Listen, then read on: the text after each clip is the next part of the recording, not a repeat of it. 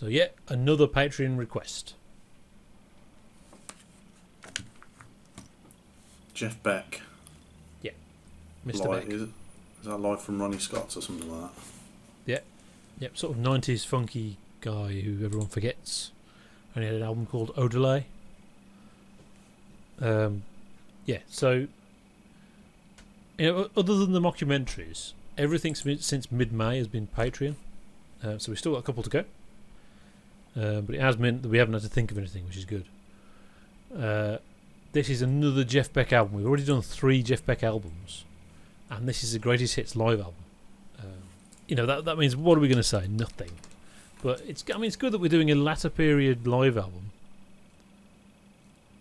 of some of the same stuff we've already reviewed, because I think his playing is different.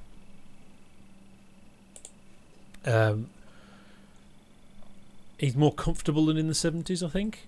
The technology's moved on, so everything's much easier, but I think he'd reached this point in the 80s, and so there is a slightly change in playing. I think 70s stuff, there's kind of more of a vulnerability to his playing, so that's a thing. But here, this is more assured playing, and obviously more well recorded and all that stuff, so that's nice. This is the fusion stuff. And it is a club gig, which is obviously perfect for the fusion stuff. You can't really do that in an arena. He has played arenas in the last 15 years, and I think when he does that, he does the blues thing. I'm not sure if that attracts a more mainstream audience, so he can sell a bigger place. I don't know, maybe. But we get a nice mix of stuff right from Blow by Blow onward. This isn't for people who like 60s music and want to hear Hi Ho Silver Lining and etc. He's playing with absolutely stunning players who are as stunning as he is, really. I mean, you've got Vinnie Colaiuta, Tal Wilkenfeld, the keyboard player I've not heard of, Jason Rebello, and obviously he is strikingly different to his peers in terms of control of the instrument. So it's all about listening to his guitar playing, although there's actually other awesome playing on there as well, obviously. And that, the thing that is interesting is compared to his peers is the huge amount of technique in one thing. So he's compared to, you think his peers are all these bluesmen who just play the blues.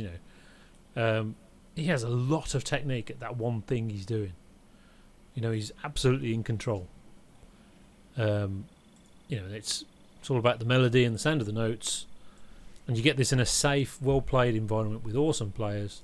So that you already know what it's going to be, really. Everyone knows. If you've heard Jeff Beck before, you already know what it's going to be. And that is it, though. If you're in the mood, it's absolutely sublime. But it is just a Jeff Beck album, isn't it? That's what he does. That's his guitar playing there.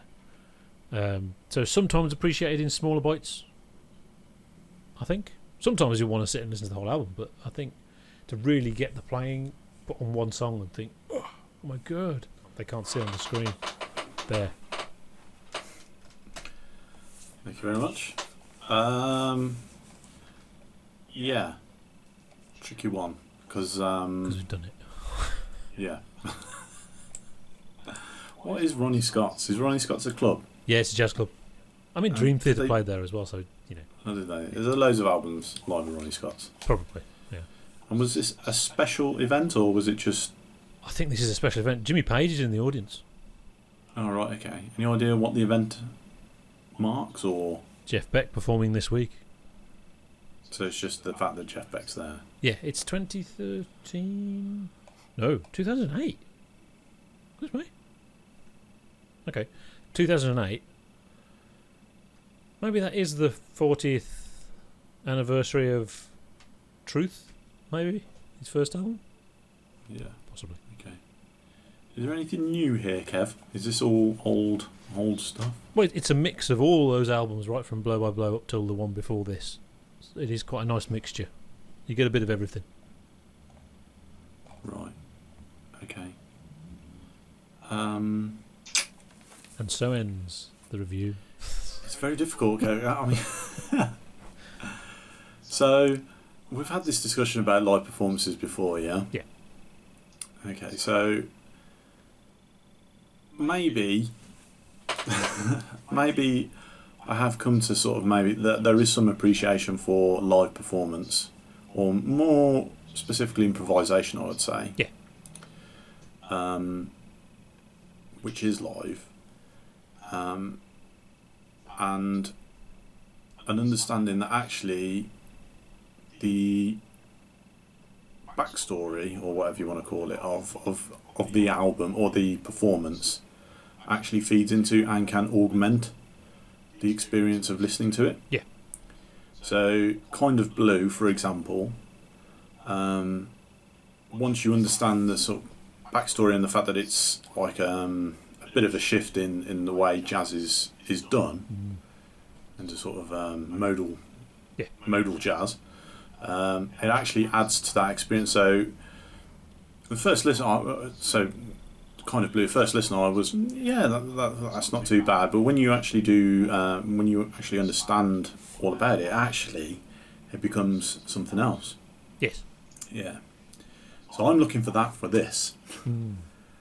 Is there something I'm missing here? Is there something like is this like the first type of fusion that Jeff Beck's ever done, or anything like that?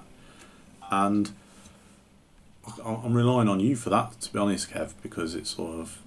No, I mean, he's essentially doing exactly the same thing he was doing in 1975. It's a waste of time then, isn't it, Kev? To review it, yes. It's all complete waste of time. It's always good to talk about Jeff Beck. He's very good. He's the best guitarist in the world, so it's fine. Okay, yeah, can you explain to me why he's the best guitarist in the world? I thought Mark Knopfler was the best guitarist in the world, I'll be honest with you. Mm-hmm. This is news to me. So why is Jeff Beck considered such this amazing thing? What is it that he's got?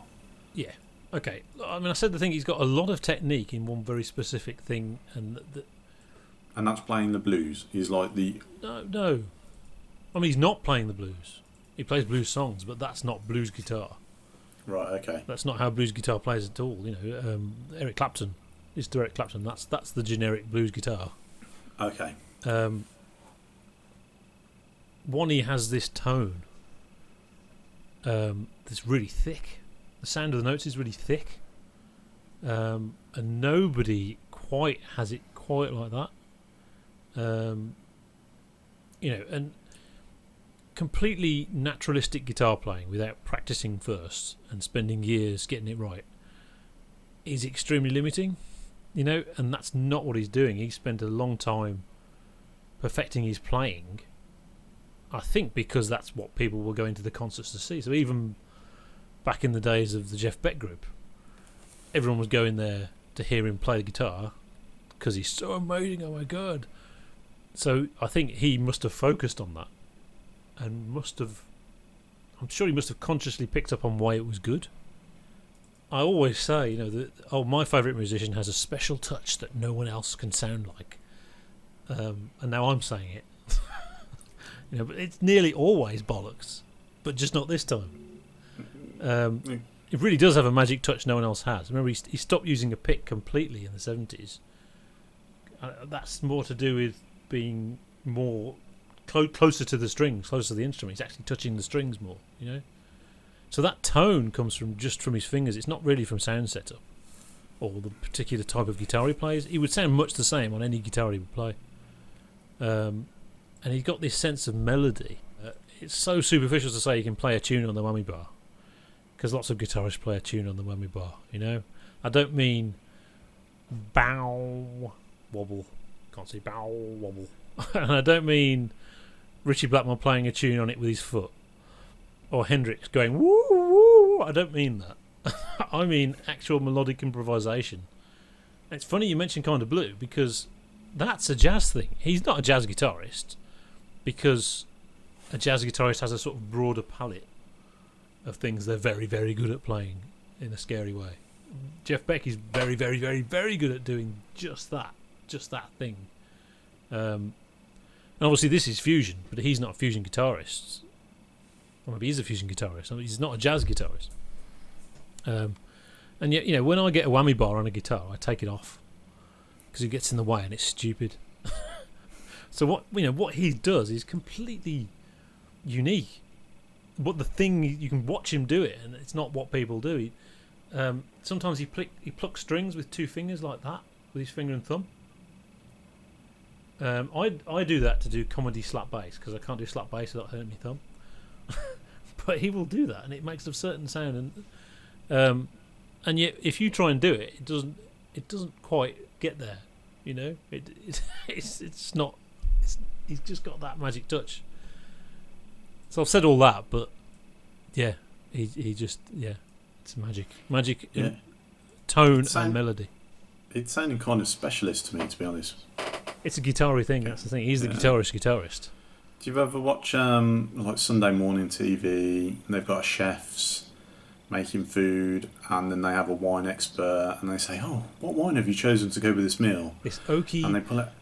Yeah, it's got the overtones of vanilla. It's very sweet, and because it's from the Provence region, and you just think, "You're talking shit, mate." Yeah. I went on a vineyard tour where they explained about it all, and yeah, they're talking crap. I'm not saying you're talking crap, Kev. But I'm saying that's what it sounds. It's sort of like there's something that can't be communicated. Yeah, you can't be communicated via words. Yeah, you have to be a guitarist to get it. I could, and it would sound very poetic, but it would be bollocks. It's Jeff Beck. He sounds like Jeff Beck. It's very good. When I listen to it, Beck's Bolero, I think that sounds a bit like a snow goose. And I listen to Eternity's Breath, and I think that sounds a bit more Hendrixy now. And that's the breadth of my opinions.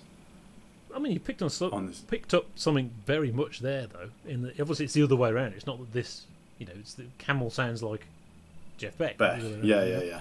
I mean, you remember the bits of Camel I was most impressed with was like, this guy's got it's almost Jeff Beck levels of tone. It's goodness me, but yeah, it's a guitarist thing. He's a guitarist, whereas Clapton and Jimmy Page really, really aren't. Yeah, okay. I'll take your word for it, and I believe you. So yeah, basically, I found this quite tedious. It's quite long to get through all of that. It's quite long, and I'm not that familiar with it, so it's not like I'm revisiting old favourites. I have to work out. I mean, actually, third or fourth listen, I did start thinking, actually, this sounds pretty cool. Stratus, I thought it sounded pretty cool and things. But I'm not. It's not something I'm going to go out my way to listen to. I'm not a guitarist. I don't understand the Jeff Beck thing. I know there's a myth around him, a mythos, but I don't get it. So I would be surprised if there were that many people who really get it who aren't guitarists. Yeah, I can't see it. I mean, I see that with Richie Blackmore as well. I'm surprised how many people really like his playing who aren't guitarists, because it's really, really guitarist. It's a weird sound. Do they actually like his playing, or do they just like the music? Oh, they like his playing, yeah. Or they say they do. Maybe they like it. I don't know. So I thought Mark Knopfler was the best guitarist in the world, Kev. I thought Mark Knopfler is a fantastic guitarist, yeah. Don't know about his music, but his guitar playing is awesome. Well, it's almost similar to Jeff Beck, but with Jeff Beck, he does have some great tunes. But in the end, he could never attach himself, his playing, to any band. I mean, we said last week, I think, he was offered every band ever, the Stones and Deep Purple and all these bands, to join, and he never did. And he did try it, didn't he, with Beck, Boggart and Appice. And in the end, it's just, his playing overpowers all the music. So you need the music that's about his playing, and that's it. And there is a nothingness behind that. But this is the thing, I thought. So look, you get session players who are obviously very, very, very good musicians. And they're very, very good because they can play down. They don't have to play 100% all the time. They can sort of... Well, you wouldn't know. They can knock out a 12-bar blues if they want to, and then, Yeah, and they'll sound generic. They'll sound the same as the next guy. Yeah. Which is a very skilled thing, obviously, but we like creative music. Yeah, but in a band, you're diffing it around a little bit, aren't you? This is the drummer's song, so I'm gonna hold it back a little bit unless it needs it. Yeah. We should talk about the band because the band are amazing on this album, But he just stops playing for a bit, doesn't he? Then you get to hear someone else play. Oh, got his foot. you know. But in the end, the guitar, it's just the nature of it. The guitar just dominates. Yeah. So if he hadn't joined the Stones would have been the Jeff Beck group. Probably, but yeah. with Mick and the Stones. The Stones. And Keith can go brrr, krrng in the background. He can do slag off a load of other guitarists. He always seems to be in the news slagging off other guitarists. Really?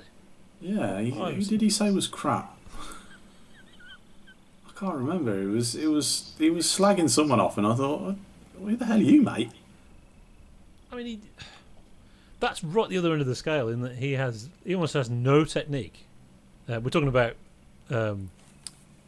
Keith, aren't we? We're not talking about Jeff Beck. And I do remember I had an epiphany somewhere in the 90s when I saw some live performances of him. It's almost avant-garde in the way that it looks like he's just been propped up and he's about to fall over because he's actually dead. And he's just brrr, brrr, and it's like Trap Mess Replica or something, the way he's just hitting the guitar, and it's not really in time or anything, you know, but it sounds good, you know. So but that's the opposite of what Jeff Beck does, and he has dirty fingernails and hits the guitar and all that stuff. But Vinnie Colaiuta, I mean, bear in mind, I think generally people consider him the best Zappa drummer, and he wasn't even in his band for very long. I suppose a bit like Steve Vai, in that Steve Vai's supposed to be his best guitarist, you know. Could Jeff Beck play in the Zappa band? No, I don't think he could. I would think he wouldn't be able to, unless Frank Zappa specifically wanted Jeff Beck guitar on this album. You know, he wouldn't be able to. Well, now I want you to do this, and don't do that. You know, I mean, they play a couple of tracks from the dance albums. Remember we did the dance music. We did the first one. We did. I can't remember whatever that first one's called. The other one's called "The More You Know" or something. And there's a dirty hand on the cover. I can't remember the name of the one we reviewed, but yeah. So he plays obviously it's on the albums. It is sequence drumming. There's some drumming as well, but there's a lot of sequence drumming. He just plays it. The dance music, which is. Oh, I've always liked that. I've always liked. Because I did think there was something very creative about some dance music in the 90s, breakbeaty kind of stuff. When it felt prog to me, you know. It felt new. It felt new and exciting, and it wasn't in the end. Never mind. But and I looked for live drumming because it just has this energy to it when you've got an amazing drummer going, you know. And then I think I'm going to have to guess the year. I reckon 2000. The year 2000. I went to some raves. I started going to raves and listening to rave music. Keep on dancing, keep on dancing, keep on dancing, keep on dancing. I remember going to this all-night thing. It was all night by then. It didn't finish at 2 a.m. It finished at 6 a.m. You know, they're from 7 till 6 or something. And I kept asking my mate, saying, so the live drummers, are they coming out later? Yeah, they're coming out later. There was no live drumming all night. Did you get a lollipop, Kev? No. The albums of Jeff Beck that we reviewed are Blow by Blow, Truth. Yeah. Who else? It was Truth and then Blow by Blow and then that dance one. Oh, no, it was Who Else? Sorry, yeah. Who else? That's the name of the album. Who else? Yeah. And they do play one from that. Tal Wilkenfeld. I'd not heard of before this. I can't believe it was 2008. I thought it was like 2013. Fantastic feel, jazz bass kind of stuff. We're not going to do this. We're not doing this. And everyone's thinking this. I know there's lots of male viewers who are thinking this, right? It must be very uncomfortable to play the bass sometimes for female bass players, right? But we're not talking about that. We're not talking about it. It's part of the video. Sam doesn't know what I'm talking about. He hasn't seen the video. Bad. I saw him in 2004, and that was at a university lecture theatre. You know, a small venue. I mean, he was there, and at the end, people went down and shook his hand. You know, it was like a club. No way. Did you shake his hand? No, I was too scared. I don't do stuff like that. It's weird. One of my memories of it is about a 4x4. I've just written 4x4 here because it was that time when there was this thing 4x4 drivers, and we were queuing to get into the car park, and they just drove into a pillar and damaged the pillar. It was like fuck, and they just reversed out, and there was a massive hole in the front of the car, and they just drove off. Drove up a mountain. Yeah.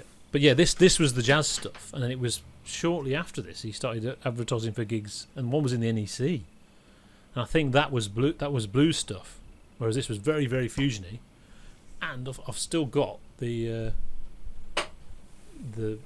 program. Oh, cool! When I used to buy programs when I thought they were worth it. And you know what? Guess what's in it? Pictures of Jeff Beck. It's just pictures. There's no text. Oh, you can't see. You can see, but they can't see. It's just pictures of. There's no fucking text. It's just a book of pictures of Jeff Beck. What's the point in that? Oh God, I dread to think how much it was. But yeah, the band.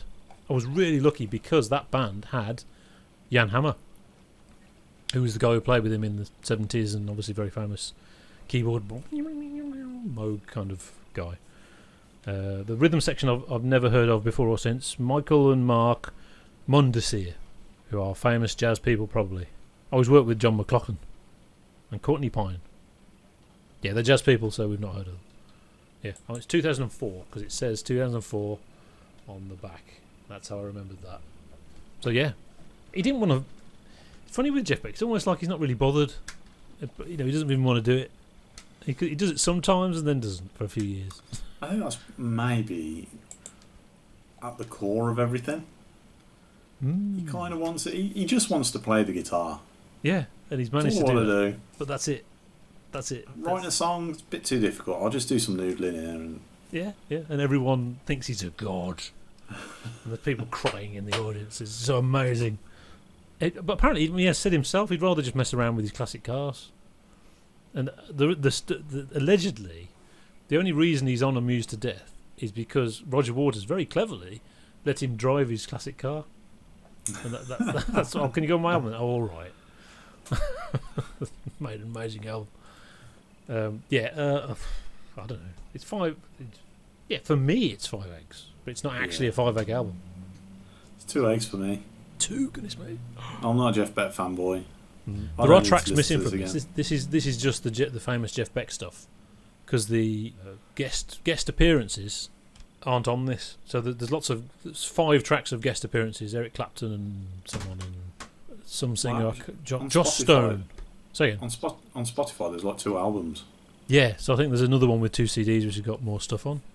So some of that second CD is actually in this performance. You had to buy the Blu-ray to get it. I can't get through the Joss Stone performance of People Get Ready.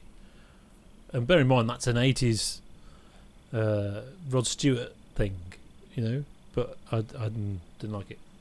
And yeah, Eric Clapton is on those songs at the end I've not watched. Little Brown Bird and You Need Love. Probably amazing, I've missed it. Cool, there we go. That was Jeff Beck, and we've reviewed Jeff Beck. Another one, thanks. Please don't ask for more of the same band that we've done. It's hard. Cheers. Oh, what are we doing next? We've got to do Bob Dylan. So, Infidels by Bob Dylan, which is an 80s album, it turns out. So I don't know what to expect. Isn't it going to be terrible? And we've got to do Stormcock by Roy Harper. Well, I think we should do 3 Dylan albums. Okay. Because it's a whole different arena. Is it going to be hard work? I don't think so. Well, it's going to be a different thing, and that's good. That means we can say something different. Yeah, on the first review. But reviews 2 and 3 are going to get a little bit dry, I think. The lyrics are very good. Yeah, so I can't decide. Okay, we've got to do this 80s album. I don't know why. Maybe that's interesting. Maybe it's a good one. Infidels from 83. Okay, so I thought maybe next week we do Stormcock by Roy Harper. Yeah. So we've got time to ask in the comments. This is only going to be for people who've watched the whole video, remember. That's worked quite well. Do we do one 60s album, probably Blonde on Blonde, or maybe Highway 61 Revisited, Blood on the Tracks, and Infidel? So then we're moving through the decades. Or do we do 2 classic 60s albums of the good stuff, and then do Infidels because we have to. So that's the question in the comments. We're only doing 3. Yeah, so you should do them all, I know that, but there's like 20. I have heard a clip of the new one, which is actually 2020. It's Rough and Rowdy Ways. I didn't like it. Oh, no. But you have to remember, with Bob Dylan, most of his albums are terrible. Everyone agrees. Since the 60s. But sometimes he does a really good one. Okay. Well, let's hopefully we get some good ones. Cool. Something to talk about. Yeah. Okay, cheers.